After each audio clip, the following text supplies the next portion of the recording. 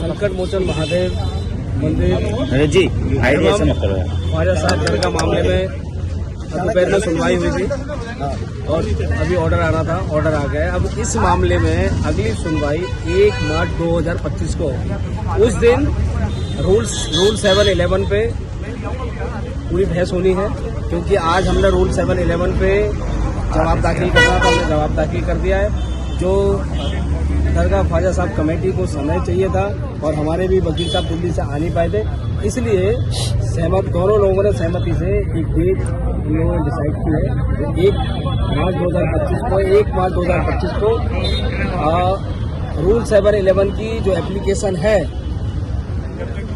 जो मुस्लिम पक्ष द्वारा, उस एप्लीकेशन को हम खारिज करने की मांग कर रहे हैं और हमें उम्मीद है कि वो एप्लीकेशन खारिज होगी, क्योंकि रूल 711 पे हमने सारी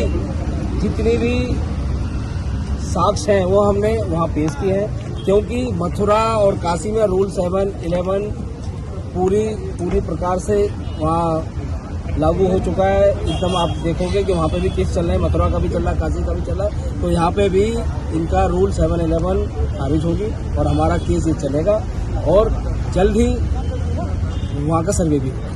एएसआई की सर्वे की आपने पिछली बार में भी मांग रखी थी, आज भी कोई चर्चा हुई है? ना, अभी तो सबसे पहले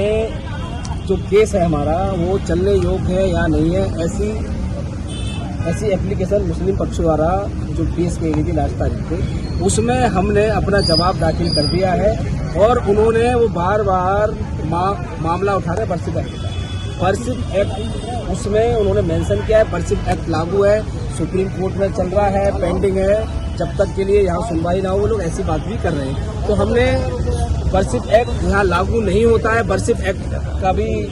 जो कॉपी है हमने माननीय अदालत के समक्ष दी हुई है, बर्सिप एक्ट भी दिया है, उसमें कहीं पे भी जिक्र नहीं है अजमेर दरगाह और कब्रिस्तान के बारे में कि दरगाह और कब्रिस्तान ही पूजा अधिनियम कानून में आते हैं। और दूसरा, एक जजमेंट 1961 का जजमेंट है जो कि दरगाह कमेटी के खिलाफ, यानी कि अल्पसंख्यक मंत्रालय और दरगाह कमेटी के खिलाफ यहाँ के खादिम और चिश्ती परिवार और दीवान सब लोग मिलके कोर्ट गए थे, जयपुर हाई कोर्ट गए और उसके बाद सुप्रीम कोर्ट तक भी मामला गया।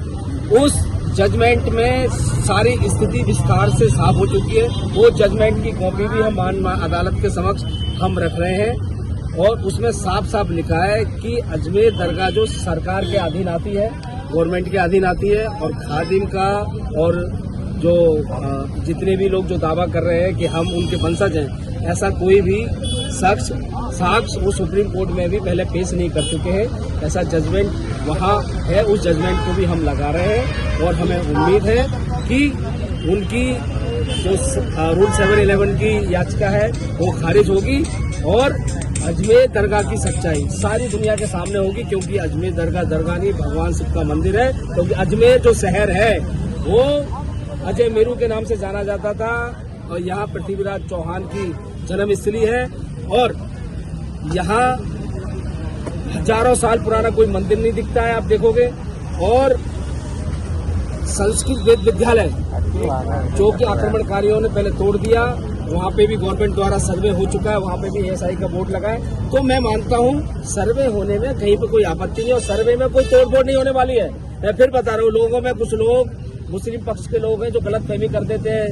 खुदाई हो जाएगी, तोड़फोड़ हो जाएगी, ये सब गलतफहमी है। कोई तोड़फोड़ होने वाली नहीं है और आज बहुत सारी टेक्नोलॉजी ऐसी आ चुकी है, बिना तोड़े फोड़े सब कुछ पता चल जाता है। और यहाँ तो सिर्फ जो दरवाजा है, सिर्फ दरवाजा खुलना है तहखाने का दरवाजा खुलते ही सारी सच्चाई सामने आ जाएगी। और हमारी लड़ाई खादिम या चिश्तियों से नहीं है, अभी हमारी लड़ाई गवर्नमेंट द्वारा जो चल रहा है उनको हमने पार्टी बनाया, क्योंकि जिसके अंडर में दरगाह है हम उनको ही पार्टी बनाएंगे। और जो कोई मान लो कि यदि किसी व्यक्ति की प्रॉपर्टी पे कोई आदमी चौकीदारी करता है तो हम चौकीदार को पार्टी बनाएंगे या मकान मालिक को बनाएंगे। तो मालिक वहाँ दरगाह कमेटी है और अल्पसंख्यक मंत्रालय उनको पार्टी बनाया है और किसी को पार्टी बनने के लिए जितनी भी एप्लीकेशन आ रही है हम सभी एप्लीकेशनों को अप्रोच कर रहे हैं और उन सभी को रद्द कराएंगे। प्रधानमंत्री की चादर को लेकर कुछ चर्चा हुई? हाँ जी, वो हमने जितनी भी संवैधानिक जो पद हैं उनसे जो चादर भेजी जा रही है और ताकि पूर्व में ऐसे अब ना भेजी जाए, उसको लेकर हमने कोर्ट में एक एप्लीकेशन मूव करी थी। उस एप्लीकेशन पे भी आज कोर्ट में चर्चा हुई है और जो दो पक्ष हैं उनके पास उस एप्लीकेशन की कॉपी पहुंच गई थी, एक के पास नहीं पहुंची है, तो उनको भी दे दी जाएगी और जल्द ही इस एप्लीकेशन पे सुनवाई होगी ताकि भविष्य में किसी भी संवैधानिक पद पर, क्योंकि ये मामला कोर्ट में चल रहा है, विचाराधीन है, जब